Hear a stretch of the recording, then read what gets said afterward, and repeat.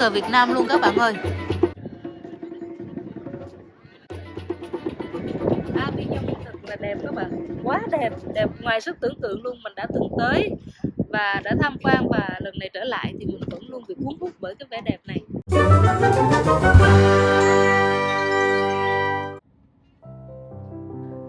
Rời Ardèche, chị em mình sẽ tiếp tục chuyến phiêu lưu xuôi dần về phía nam của nước Pháp, đến với thành phố Avignon.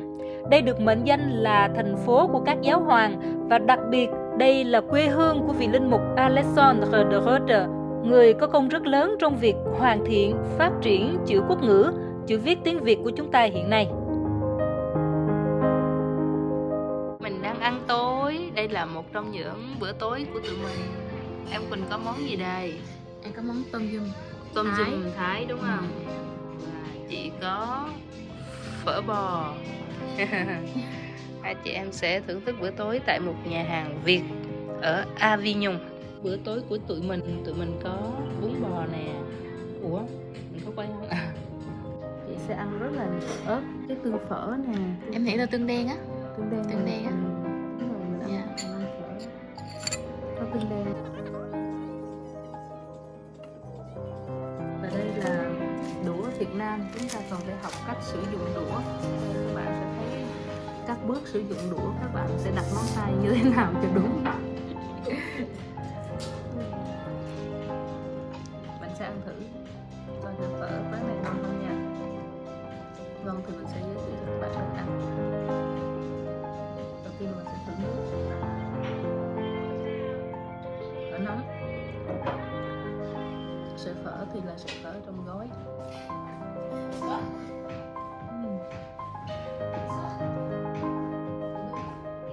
Còn miếng phở bò, phở rất là thơm,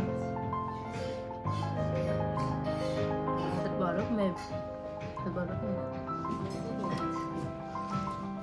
không ăn được các bạn. Ngon. Tôm sum là nó thơm lắm đó. Có nước dừa, không biết là có nước dừa. Em thích nước dừa.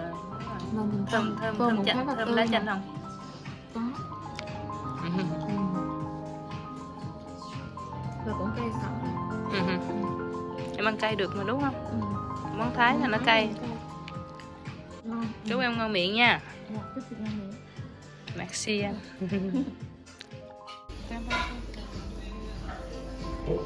Đây là món gà kho gừng. Ngon lắm chị. Ngon không? Được đúng không? Ăn đi em. Ăn cho có sức mà đi.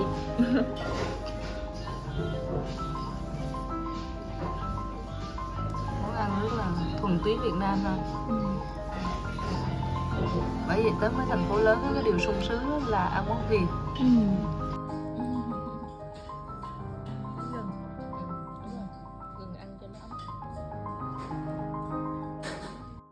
Ăn xong về ngủ, buồn ngủ quá.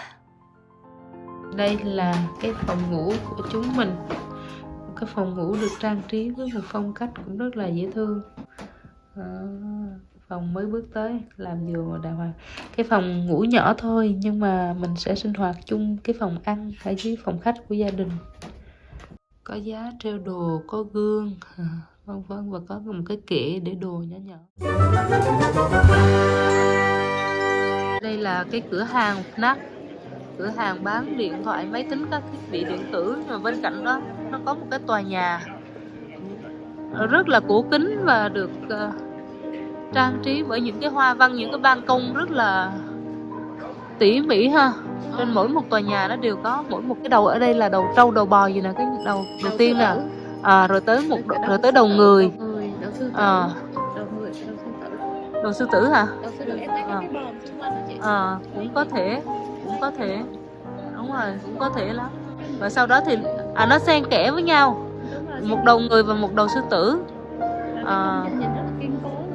Rất là kiên cố, mà theo như chị chắc đó là cũng bằng đá quá hả, hay là bằng xi măng ta? Em nghĩ là xi măng á chị, tại vì những cái hành lang á, em thấy là xi măng. Dạ. Em đoán là xi măng hả? Dạ, em đoán là xi măng. Nhìn cái mái thì chị nghĩ có lẽ là xi măng hơn, nhưng mà nhìn mấy cái phía dưới này thì chị thấy cái sự mòn nhẵn của nó đó, thì chị lại đoán nó là đá. chị là nghĩ nó là đá và nó là cái sự tiếp nối từ dưới lên nè, từ những cái trụ cột bằng đá lên đó, thì chị đoán nó là bằng đá hơn. Mà nó cũng tùy thuộc vào cái thời kỳ nó được xây dựng từ hồi nào nữa. Nhưng nếu mà cái đó nó bằng xi măng á, nếu như những ban công bằng xi măng á thì còn có thể, nhưng mà những cái tượng ở trên kia nè thì chắc chắn là nó bằng đá rồi, những cái tượng điêu khắc những cái đầu á, thì nó phải bằng đá thôi, chứ không ai làm xi măng cái công trình như vậy cả, và từ lâu đời rồi. Chị thích những cái nhà mà nó có cái hoa văn như vậy ha. Có sự tỉ mỉ ở trong đó, tinh tế trong cái nghệ thuật đó. Chị thích hơn là những cái gì mà gọi là bề thế theo kiểu vuông thành sắc cạnh á. Đúng rồi. Chị nhớ lần trước chị đến đây cách đây chị cách đây 7 năm rồi, đi với anh Lala, hồi đó còn chưa có cưới nhau, thì ảnh dẫn chị đi vô trong một cái làng, có thể đó là cái làng ở ngay cái trung tâm gần cái chỗ cái thành phố của các giáo hoàng á. Nó rất là dễ thương, ở trong nó có những cái ngóc ngách nhỏ dễ thương lắm. Bữa nay trời nắng rất là đẹp, một cái màu xanh rất là đẹp, và chị em mình lại tiếp tục lang thang sau một buổi sáng coi như là ăn ngủ đã đời. Ăn ngủ phỉ phê đã đời, xong dậy tắm rửa ăn uống, mà buổi sáng mở cửa ra là đã thấy cái tiếng chim ríu rít rồi, có cảm giác như mùa xuân về rồi. Cái này chắc là cái trung tâm La Marina, đây là tòa thị chính rồi nè. Vậy là mình tới trung tâm rồi đây, quảng trường trung tâm rồi. Mà nếu mà bình thường mình đoán chắc cái chỗ này nó rộng, chắc người ta cũng có tổ chức hội chợ hoặc là lễ lạc gì đó. Noel, Giáng sinh rồi chắc người ta cũng tổ chức ở đây á. Người ta cũng ráng, người ta chìa ra đây, người ta hóng nắng nhưng mà người ta chừa lại cái phần giữa. Cũng hay, chị không có để ý, chị cứ nghĩ là quảng trường rộng thôi, không ngờ là có cái quán cà phê cũng xây ra đây. Ra đây ngồi ăn hóng nắng cũng có lý nè. Cái món chính thì cũng từ 13 cho đến 17 đồng. 13. Còn ví dụ món tráng miệng khai vị thì nó khoảng dao động khoảng 5 đến 10 đồng. Thì giá hơi cao hơn bình thường một chút. Một xíu thôi chứ không nhiều. Ở quê chị á, ở mấy cái tiệm ăn mà nó là nhỏ thôi ha, chứ không có nhà hàng, cũng không được ngồi bên ngoài để hóng nắng như vậy, không có view biết gì đâu ha. Thì em ăn một cái tô bò bún bình thường mà em có ăn thêm chả giò là người ta đã lấy em 17 đồng rồi.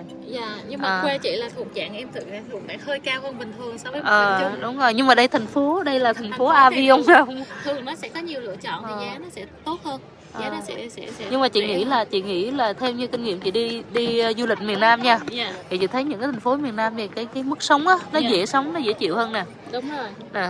Giá mà cao nhất ở đây là chị thấy 17-18 đồng nè. Không, đây 24 đồng. 24 đồng cũng ok. Ở đây là rượu rồi. Rượu thì em có thể tên tới 50. Cái món cao thì khoảng 18-19 đồng. Đây là gomba flambe nè, đó. Tôm đúc rượu nè. Thì mình ăn đủ 3 món và uống rượu luôn thì một người khoảng 40 đồng. Đúng rồi. Nếu mình có uống rượu, còn nếu mình ăn đơn giản như hai chị em mình thì mình không có rượu riết gì á, thì mình có thể mình hài lòng với một cái món cơm cá hoặc là món gì đó, thì chị nghĩ là với 17 đến 19 đồng cao nhất thì gọi là cũng có thể, hoàn toàn có thể chấp nhận được, và nó phù hợp với cái việc đi du lịch du khách rồi đó, nó không có quá đắt đỏ ha. Được đó. Nè, còn những món dessert thì 6 đến 7, 8, 9, 10 đồng. Đây, những món dessert là tới từ 7 đến 10 đồng. Trời ơi, nhìn kem thích quá. Kem. Lát nữa mình ăn kem. Trời đang nắng thì nhớ kem quá. Vậy lát nữa mình ăn kem để coi thử coi. Glaser từ một viên thì 3 đồng, 2 viên 5 đồng rưỡi, 3 viên 8 đồng. Bây giờ ở đây người ta có những cái quán gọi là cái quán kem riêng luôn á chị. Thì mình vô những cái quán đó cũng thì có nhiều lựa chọn và giá nó cũng tốt. Ok. Thì mình đi tiếp nha. Còn những cái món khai vị thì từ 12 cho đến 20 đồng nè. 20 đồng là ăn ốc ăn ốc này nè. Mà theo như chị thì ốc này nó không có ngon. Kể cả gần nhà chị họ có nuôi nguyên một cái trang trại á. Nói chung là mình đã ăn ốc ở Việt Nam, mình thấy cái ngon của nó do cái hương vị và cách chế biến của mình á, nên mình ăn ở đây mình thấy nó không ngon bằng. Nó mềm, cái thịt nó mềm chứ nó không dai. Nó mềm và nó ít nữa. Cái mình ăn một cái miếng ốc ở Việt Nam nó rất là nó dày, nó ngọt. Đúng rồi, nó ngọt, nó dai. Còn cái này thì đúng là mình không có cảm nhận được vị ngọt đó. Cái vị ngọt đó chị không có cảm nhận. Nếu gọi để ăn ốc về Việt Nam ăn thả cửa ngon quá trời, đủ loại á. Mà mình phong phú hơn. Ở đây họ chỉ có một vài loại ốc thôi. Ở đây cái biển Địa Trung Hải, thật ra cái biển cũng không tạo ra được nhiều hải sản. Đúng rồi. Mặc dù là cạnh biển nhưng mà đúng rồi, hải sản cũng phải nhập từ nhiều vùng khác. Đúng rồi, nó đã ít rồi. Mà cái giống loài á nó còn hạn chế nữa, nó ít được. Nên là mình sẽ thấy là giá nó sẽ cao hơn bình thường, với lại là không đa dạng. Ở đây mình nhìn thấy có một cái nhà hát Théâtre, một cái nhà hát của thành phố Avignon. Một cái công trình rất là đồ sộ, rất là khang trang đẹp đẽ ha. Nhiều chi tiết điêu khắc rất là tinh xảo, rất là tỉ mỉ, nhưng nó cũng không có quá rườm rà. Phía trước nhà hát là có hai người đang ngồi một cách rất là thư thái. Không biết đây là nhân vật gì đây mà ông vẫn mang giày. Chắc là bá tước, công tước gì đây. Mang giày, đeo nơ, áo choàng dài và tóc cũng dài luôn. Một mái tóc bồng bềnh dài. Rõ ràng người xưa người ta cũng mang giày từ thời đó nha các bạn ha. Mình đi quay mình hay để ý tới giày của người ta để coi từ hồi xưa người ta khắc họa cái nhân vật hồi xưa người ta ăn mặc cái trang phục như thế nào. Thì mình thấy đôi giày của cái vị này là có đế giày đàng hoàng ha, và có nơ, có cái nơ bên trên đó, có nơ hết ha. Này cũng vậy nè, cũng mang giày có nơ nè, mà có vẻ là già hơn và gương mặt nghiêm nghị hơn. Trong khi một số người đang ăn trưa vào lúc 1 giờ chiều, thì ngay trước cái tòa thị chính có một anh đang chuẩn bị chơi nhạc. Đây là cái La Mairie, là cái tòa thị chính. Mà ở thành phố thì họ kêu là cái Hôtel de Ville, cho nên là có nhiều khi họ dùng Hôtel de Ville để chỉ cái La Mairie. Hôm qua là cái gì Hôtel de Police, là sở cảnh sát. Còn cái Hôtel Dieu ở Paris á, nó lại là cái bệnh viện. Cho nên cái chữ hotel người ta chỉ thấy người ta dùng trong nhiều cái trường hợp lắm. Nhưng mà toàn là nó chỉ những công trình lớn đồ sộ thôi, chứ những cái nhỏ thì ở quê thì người ta kêu là cái La Mairie, chứ không ai kêu cái hotel de Ville ở làng bao giờ. Nhiều khi mình tưởng ủa cái đây sao có hotel này là vô quốc phòng. Em Quỳnh tính là tối nay vô quốc phòng ở trong cái hotel này. Thấy có cái hotel đang không biết tối nay ở đâu, thì bỗng nhiên chộp được một cái hotel. Mà Hôtel de Ville là em nghĩ là phải là cái khách sạn cầm tầm cỡ thành phố. Em tính là bữa nay chơi lớn vô ở đây một bữa. Những tòa nhà chen ngang chen dọc nhau rất là một cái ngân hàng Banque de France. Cái ngân hàng này là được xây dựng và được thành lập từ cái thời Napoleon á em. Tức là cái ngân hàng Banque de France này nè là do Napoleon đệ nhất thành lập nên. Tức là từ thời của ông đã thành lập. Ông để lại rất là nhiều di sản trong đời sống. Nhưng mà ngày nay thì thường thì người ta cũng không nhớ đến cái công lao đó cho lắm, trừ khi là có bỏ công nghiên cứu thì mới biết. Cái con đường lát đá này có vẻ như là nó cổ xưa quá hả? Lâu rồi chứ. Mà không có thấy cái chất kết dính thì dường như là chỉ để đá xếp lại với nhau thôi. Nó rời rạc, nó cho mình cảm giác rời rạc. Chính giữa thì cỏ mọc cũng dễ thương. Cái tòa nhà này chắc đây là cái Palais đây, cái Palais de Pape,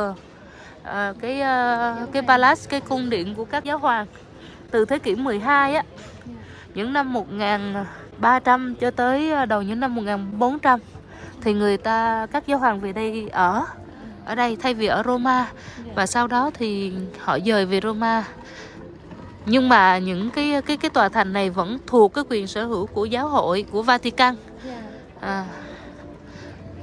Nó có rất là nhiều cái quảng trường rộng nha. Từ hồi nãy tới giờ, từ trước cái tòa thị chính tới đây là nhà cửa thì rất là đồ sộ, lâu đài rất là đồ sộ. Nhưng mà nó cũng tạo ra những cái khoảng sân rất là thoáng, rất là rộng ở khắp nơi. Các bạn thấy không? Không gian rất là rộng rãi, rất là thoáng đãng, cho nên mặc dù những cái tòa nhà, những cái tòa lâu đài rất là cao, nhưng mà nó vẫn tạo cái cảm giác là rộng rãi, thoáng đãng, rất là thích luôn. Wow, hai cái trụ hình ống kia tròn tròn, không có tròn lắm, vuông thành sắc cạnh. Tất cả đều được xây dựng bằng đá thưa các bạn. Và dường như là người ta đi vào trong này, người ta tham quan cái này Chắc có lẽ là vô đây thì sẽ phải mua vé, sẽ phải trả tiền. Để mình coi nha, mình quay cái tầm cao của nó nè. Đó, đây là nơi ở của những vị giáo hoàng ngày xưa thưa các bạn. Chị nghĩ là nếu mình vô mình tham quan thì mình sẽ phải mua vé. Thì để em lên coi thử vé. Em coi vé giùm chị ha. Em đang ngắm cái bức tượng cao cao vàng vàng ở trên kia thì không biết có phải mạ vàng không chị? Tận dụng những cái ngày mùa đông nắng ấm thì nhiều người cũng đổ ra đây để ăn trưa hoặc là uống cà phê, uống bia cùng với bạn bè. Và đối diện với cái cửa vào của cái lâu đài của những vị giáo hoàng á, thì ở đây nó cũng có một cái bức tường với rất là nhiều cái tượng điêu khắc rất chi tiết, rất đẹp. Ở trên cùng là có 4 con thú, 4 con quái thú. 2 con hai bên là nó hình thú mà nó có cánh như chim vậy đó, còn 2 con chính giữa thì nó rõ ràng là chim, giống như chim ưng vậy ha. Phía dưới thì có tượng của 2 vị thiên thần. Và dưới nữa hai bên thì đều có điêu khắc trang trí, thấy có giống như là những cái dàn trái cây do 2 con sư tử ngậm ha. Thấy giống như hoa cỏ trái cây như là nho rồi như hoa rồi vậy đó. Còn chính giữa là viết cái dòng chữ gì đây? Mình chịu chết rồi, chắc là đây là cái chữ của chữ Latin thời La Mã rồi. Cái này là nó nằm ngoài sự hiểu biết của mình rồi. Trời ơi, người ta điêu khắc trên đá thưa quý vị. Người ta điêu khắc mà nó chi tiết mà nó giống như là nó nổi lên như hình 3D luôn á.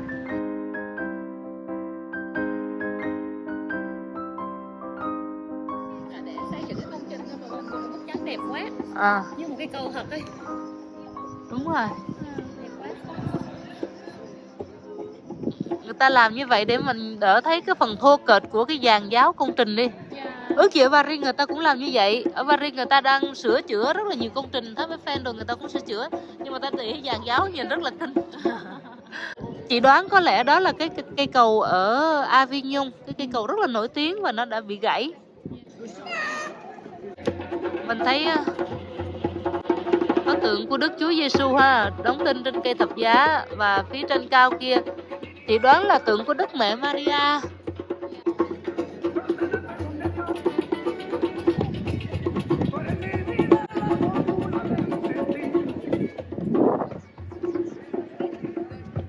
Cái tàu đầu máy hơi nước. Nó là có cái đầu máy xe hơi nước. Đây là cái con tàu chở khách đi du lịch. Không biết có hơi nước hay không hơi nước, nhưng nhìn thì rất là hiện đại.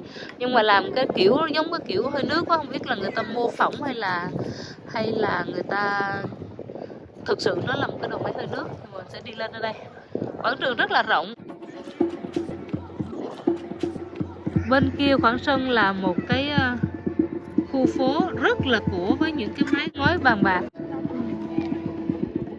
Và nhà cửa ở khu vực này thì cũng xây bằng đá, tuy là cái màu sắc của nó khác với 2 cái thành phố vừa rồi mình tham quan, nhưng mà chất liệu chính ở cái chỗ này cũng là đá thưa các bạn.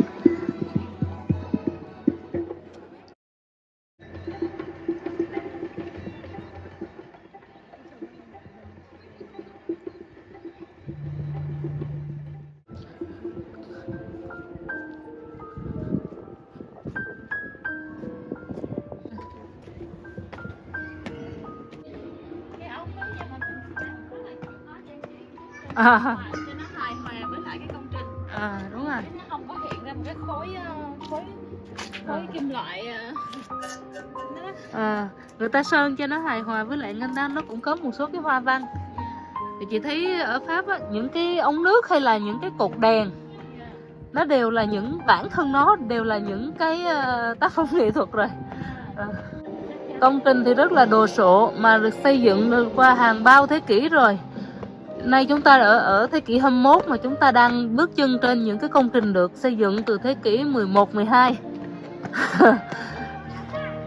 Cái lao động của những con người ở những cái thế kỷ thứ 10, thứ 11, thứ 12 nó vẫn còn trường tồn và vững chãi ở đây, để cho chúng ta tiếp tục kế thừa và thụ hưởng. Các vị thiên thần đang xoay quanh cái nơi mà để tôn vinh Đức Chúa Kitô. Trên kia nữa thì đúng là Đức Mẹ Maria rồi đó.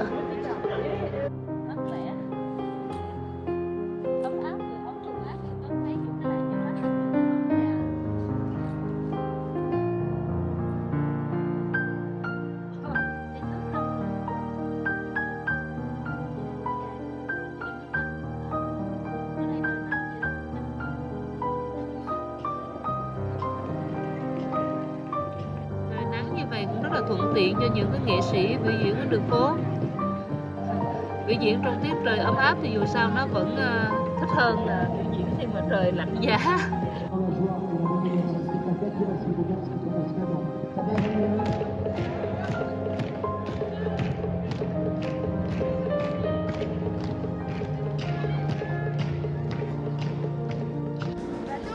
Tới Avignon này là cái cuộc sống nó khác hẳn và nhịp sống nó cũng khác hẳn luôn. Thành phố rất là nhộn nhịp nha. Hồi trưa ra thì còn vắng vẻ, do chắc là buổi sáng người ta cũng nghỉ ngơi ha, du khách người ta nghỉ ngơi. Còn bây giờ thì trời ơi là phố xá nó đông nè. Đó, và nhà cửa thì các bạn thấy cũng như những cái thành phố khác, rất là đông đúc, rất là nhộn nhịp. Tòa nhà thì cao bề thế, con người thì ăn mặc xinh đẹp. Đường phố thì sạch sẽ. Đường sao nó bóng loáng thế này, không biết là mùa đông nó có bị trơn trượt không trời. Những viên gạch bóng loáng hơn mức cho phép. Đằng kia có, và ở phố cho nên rất là nhiều nghệ sĩ đường phố.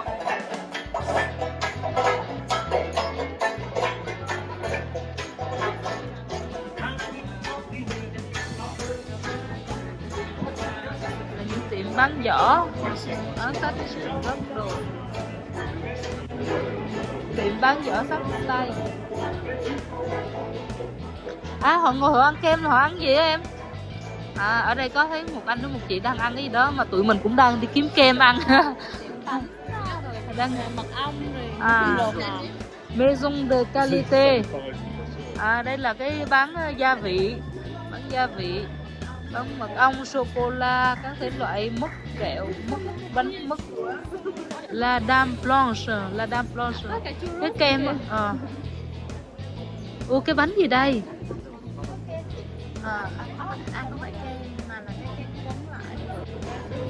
Là ở đây không có kem rồi, hay mình ăn thứ khác?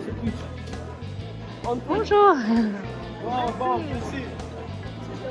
Có bán hoa lavender nè.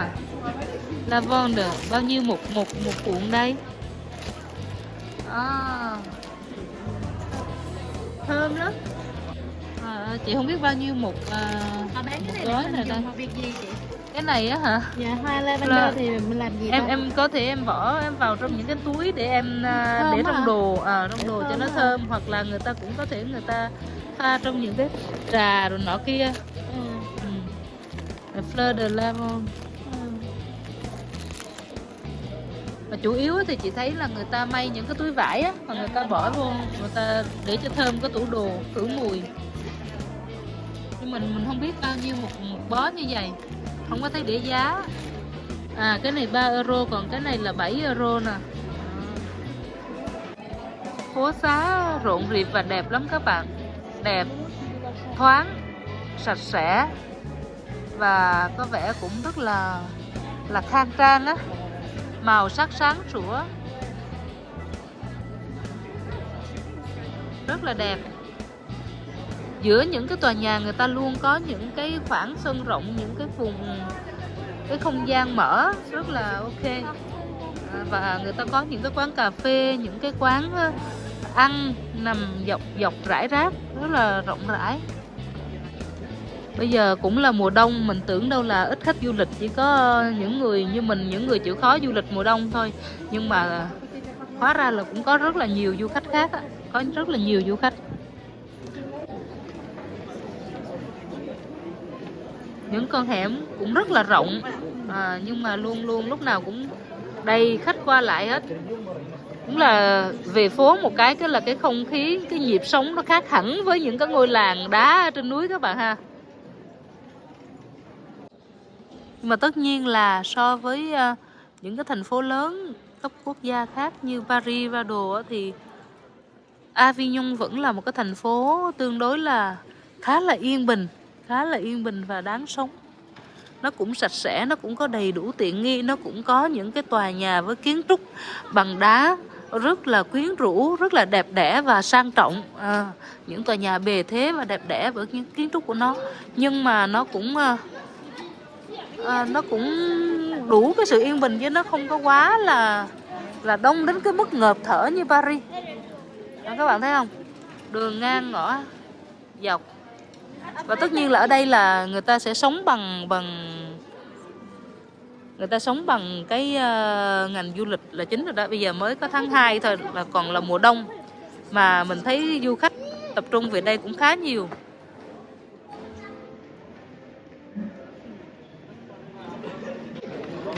Bây giờ mình đang ngồi chờ em Quỳnh muốn đi mua kem ăn. Em kêu mình ngồi ở đây chờ. Mình ở đây chờ nhưng mà nãy giờ chưa thấy em Quỳnh. À, đấy rồi. Em đây rồi. Làm sao? Em nghe cô ấy và em đã tìm ra được đúng với tiệm kem. Đi ra và đi thẳng xuống. Mà cái kem rất là to. Em xếp hàng và định mua rồi, nhưng mà em không chắc là em sẽ không ăn bớt của chị. Nên là chị em mình đi ăn. Giờ em xuống đây em coi có một cái tiệm khác cũng có thể có nhiều option em thích. Dạ. Thì Trà sữa 4,5€ 1 ly. Trà sữa. À, Chị mới hỏi rồi đó hả? có sữa hay không sữa tùy mình thích. Dạ. Em có tính là thêm một option thôi, còn em chọn cái nào thì tùy em thích kem hay là trà sữa, và không chỉ có trà sữa và có cả yaourt glacé, có nghĩa là yaourt đông cứng nữa. Kiểu như kem yaourt nữa thì em tùy thích. Đó, cho nên là chị cái kem to ở dưới kia là đủ thứ flavor mà mình thích đó, là 5 ơ. Nếu mà cái hũ thì là sẽ 6,20. Quay phim rồi trưa giờ chưa gì hết mà hai chị em chuyển từ ăn cái này sang ăn cái kia rồi. Bây giờ em xuống cái này. Nhưng mà em thấy đi du lịch cái đồ ăn nó rất là quan trọng phải không? Em thích ăn thì em vô đây. Ngay đây thôi, đây nè, đây nè. Bên này nữa, vậy là 2 tiệm hồi nãy chị không thấy bên này. Nhìn rất là trà sữa đúng không? Nhìn rất ra trà sữa. Tại vì nó có sữa. Đây, họ nói là tùy mình thích á. Còn đây có cái purple waffle. Nó ngộ quá hả? Nó lạ quá hả? Cái ly của nó có 4,5€ thôi. Nó rẻ hơn bên kia. Và ly trà sữa của nó đâu? Có cả smoothie nữa. Smoothie cũng có luôn. Smoothie em thấy smoothie rất là healthy và ok. Milkshake. Sữa lắc. Ok. Bubble tea. 4,9 là coi như là 5 đồng đi. Le glacé. Crème Illy gì đây 3 đồng. Americano glacé. Cái bên này rẻ hơn cái bên đầu tiên mình thấy, còn cái tiệm của em thì chị chưa biết. Nhưng mà bên này là rẻ hơn bên đó rồi đó. Chị uống trà sữa hay là chị ăn kem hay là chị cái nào cũng chị ăn tất cả. Em muốn tất cả. Em chắc có thể đầu tiên vô cái smoothie trước.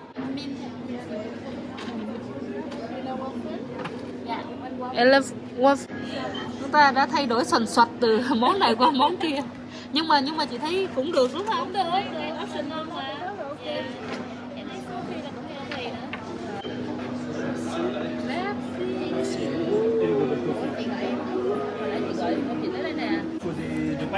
Non, c'est grâce.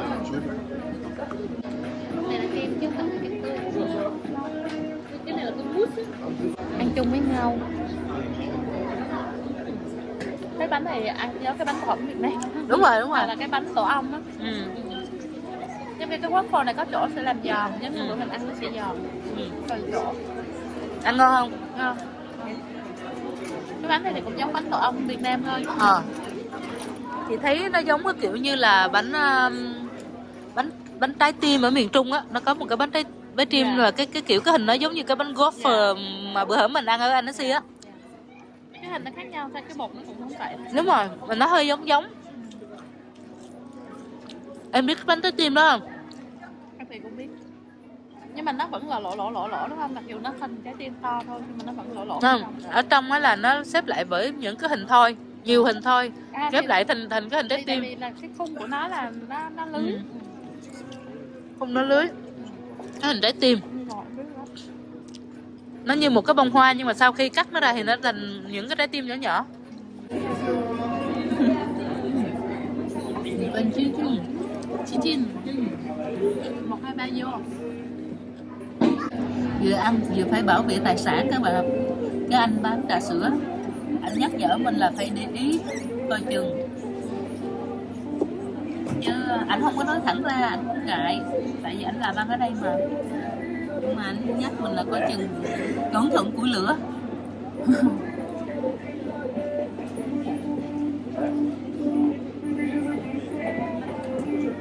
Mình thì ở xa tới mình có cảm giác là cái thành phố này nó an toàn. Người địa phương thì họ dặn mình là nên cẩn thận. Trà sữa này là trà sữa nóng, chỉ có hạt hương châu thôi, không có những cái loại hạt khác, những cái jelly để mình lựa chọn. Còn em Quỳnh thì uống sinh tố dâu chua, sinh tố dâu chanh, bao chua.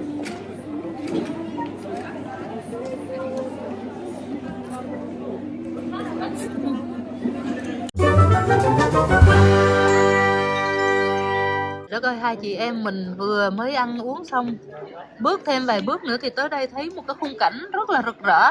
Mình tính là chỉ đi về phía có ánh mặt trời thôi mà không ngờ tới đây là rực rỡ hoa luôn các bạn. Hai bên là hai cái tiệm hoa đẹp quá trời đẹp, bông nào cũng đẹp. À, hoa này là hoa mãng đình hồng nè, cái kiểu như hoa mãng đình hồng này em, mà nó còn nụ, đúng không? Không, nhưng mà cái lá nó khác nha, không biết là cái lá mà cái khúc nó ra hoa thì sao, nhưng mà cái lá của mãng đình hồng ở dưới thì nó không phải như vậy. Cũng không biết, nhưng mà lối hoa rất là giống luôn. C'est joli, votre magasin. Wow.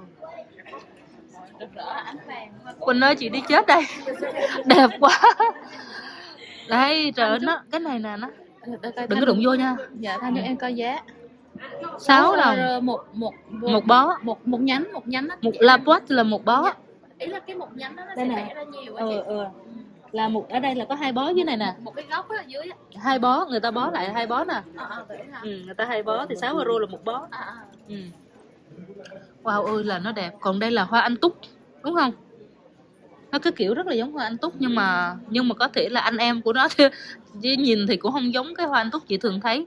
Cái hoa thì giống mà cái lá thì không biết làm sao. Trời ơi, có cảm giác như là Tết á, và nó làm cho chị nhớ thằng em thân thương của chị. Thằng nó cắm bông, mà nó cắm những cái bông bi này nè, và cái màu đỏ này, nó hồi đó nó cắm cho chị một cái bình như vậy. Cúc khiết rồi, trời ơi đẹp quá. Hoa cát tường rồi hoa cẩm chướng rồi sao nó rực rỡ đẹp quá. Còn cái hoa này á, ở quê chị nó mọc đầy đồng. Mọc ngoài ruộng á, mà trời ơi nó rất là cao lớn, chị đâu có nghĩ người ta có thể làm một thùng như vậy. 4 euro một cây, một cành này nè. Một cái cành thì nó lên rất là nhiều bông á. 4 euro một cành. Wow, còn bên kia ha, bên kia cũng vậy luôn, bông, nhà cửa bông quá trời bông. Bên này nữa. Ôi là la. Trời ơi, đây là hoa của mùa xuân nè ha. Nào cũng có. 3 chậu 10 ơ. Này đỗ quyên hả? Đỗ quyên nhỏ nhỏ nè, đỗ quyên trắng nè. Đó, wow, đây là cửa hàng bán quần áo nè các bạn, còn cửa hàng bán bông nè. Là nó đẹp. Đúng rồi. 17 ơ một bó. Cô kia đã mua được một hoa hồng. Dễ thương quá em bé. Tới đây coi. Để em coi một bó là Tulip này còn nụ nè. Một bó 10 bông 17 ơ, tức là 1 ơ 7 một bông hồng. 1 ơ 7 một bông hồng hả? Dạ, 1 ơ 7 một bông hồng. Cái này nó không có thơm. Hoa hồng thơm vào buổi sáng mai chị. Không có loại hoa mà nó thơm thì lúc nào nó cũng thơm. Nhà chị trồng cái cây nó thơm lắm. Tulip ha. 12 euro một bó. 20 euro. 20 là 2 bó. Nhưng mà hai cái màu này thì thấy có màu vàng. Màu vàng nó nổi ha. Màu vàng tươi nổi đẹp. Nó tự quay. Ở đây chị. Ở trong siêu thị thì chị mua có 5-7 đồng một cái chậu tương tự như vậy thôi. Dạ, còn em mua cái chậu mà to gấp 3 này ở Tây Ban Nha á, thì là 12 ơ. Thì Tây Ban Nha của em thì rẻ hơn nhiều rồi ha. Gấp đôi gấp 3, kiểu chị là chỉ có cây nhỏ vậy thôi. Dạ. Cũng mà ra bông lớn hơn vậy nữa, mà chỉ có 5 đồng ở trong siêu thị Lidl. Dạ. Trời ơi nó đẹp. Có anh ngắm hoa anh xỉu luôn mà. Hoa hồng ở đây là hoa hồng làm bằng sáp nha. Còn đây là các loại hoa hồng thật rực rỡ vô cùng, nó đẹp mà nó nở hết rồi. Em đỏ. Wow. Hoa đỏ nhìn nó đẹp như hoa giả. Chị hiểu rồi, bây giờ những cái hoa mà bên kia đó sắp tàn thì họ đem qua họ nhúng sáp rồi họ làm cho nó thêm một cuộc sống mới, một đời sống mới, và họ bán với cái giá rẻ hơn. 5 euro 50 là một nhánh. Kiện gì đây mà cờ các nước giăng đầy ở đây. Có cờ Việt Nam không? Không. Có. Đâu? Đâu? Kia. Rồi, có cờ Việt Nam luôn các bạn ơi. Đây. Có cờ Việt Nam luôn. Có Nhật Bổn. Chắc phải có một cái sự kiện gì đó.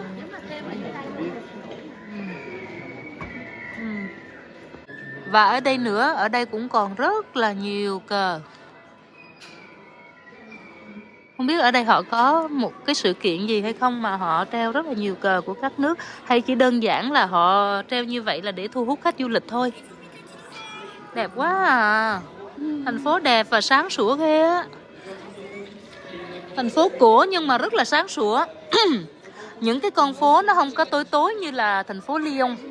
Thành phố Lyon mình cũng tham quan vào một cái mùa đông, nhưng mà cái màu của thành phố nó tối. Và rất nhiều con hẻm nhỏ nó cũng quyến rũ, nó có cái nét đẹp riêng của nó, nhưng mà nó hơi tối hơn, và cái màu của thành phố thì nó cũng đen đen hơn. Còn cái màu của Avignon này á, thì nó trắng sáng, và đặc biệt có những cái đường phố á, nó bóng loáng luôn, bóng loáng, nó sạch sẽ.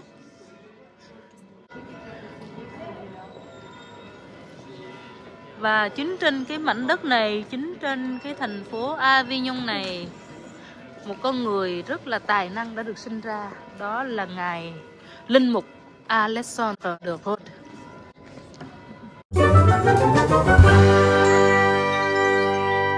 Thưa các bạn, như vậy là chúng ta vừa khám phá sơ qua thành phố Avignon, một cái thành phố có rất nhiều di sản văn hóa lịch sử độc đáo của nước Pháp.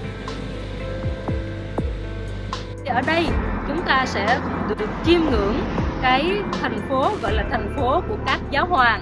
Và đặc biệt từ phía xa các bạn có thể thấy rất là rõ một cây cầu gãy. Đó cũng là một trong những cái biểu tượng mà làm nên sự nổi tiếng của thành phố này. Tuy nhiên bữa nay mới tới cho nên hai chị em mình cũng chỉ tham quan thoáng qua cái toàn cảnh ở bên ngoài của thành phố Avignon thôi. Và hẹn các bạn video sau thì chúng ta sẽ cùng tìm hiểu sâu hơn về quê hương của vị linh mục Alexandre de Rhodes, người đã có công hoàn thiện, phát triển và phổ biến chữ quốc ngữ của chúng ta, tức là chữ viết tiếng Việt mà tất cả chúng ta đang dùng ngày hôm nay. Và đồng thời cũng tìm hiểu thêm về thành phố của các giáo hoàng mà ngày nay vẫn còn tồn tại trên đất Pháp nha quý vị. Còn bây giờ thì hoàng hôn đã xuống rất đẹp rồi. Hai chị em mình sẽ tranh thủ cái lúc chiều tà này để cùng với nhau thiền mặt trời một chút. Hẹn các bạn trong video lần sau nhé. Au revoir, bye bye.